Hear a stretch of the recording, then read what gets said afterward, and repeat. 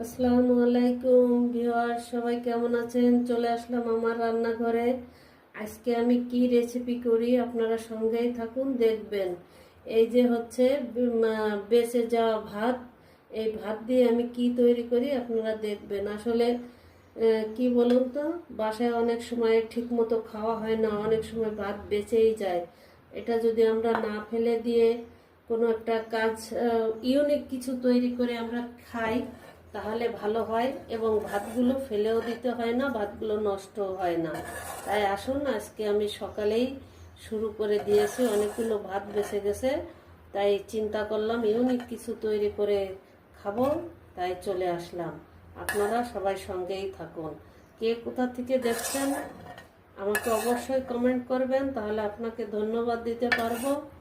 আমার ভিডিও যদি আপনাদের ভালো লাগে তাহলে আমার পেজটাতে একটু লাইক ফলো দিয়ে পাশে থাকবেন, আমার চ্যানেলটা সাবস্ক্রাইব করে দিবেন। এভাবে আমাকে এগিয়ে যাওয়ার জন্য সাপোর্ট করে যাবেন। এই যে দিয়ে দিলাম আমি ভাতগুলো সব ঢেলে, এই যে ভাতগুলো আমি সব দিয়ে দিলাম।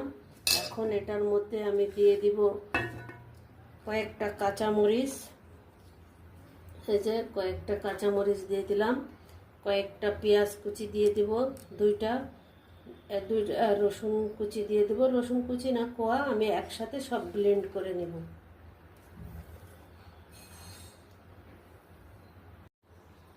এখন এটার মধ্যে দিয়ে দেব একটু পানি ব্লেন্ডার করার জন্য। এখন এটাকে আমি ব্লেন্ড করে নিব।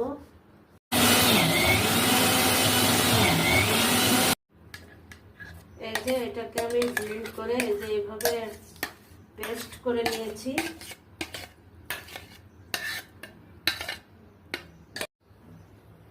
এখন দিয়ে দিব লবণ পরিমাণ মতো, দিয়ে দিব হলুদের গুঁড়া পরিমাণ মতো,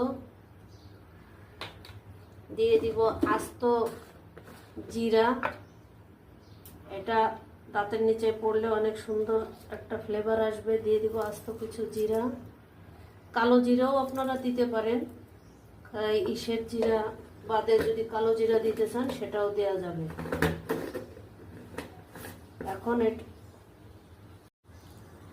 এখন এটাকে আমি সুন্দরভাবে মিশিয়ে পেস্টটাকে সুন্দর করে নিব। এই যেভাবে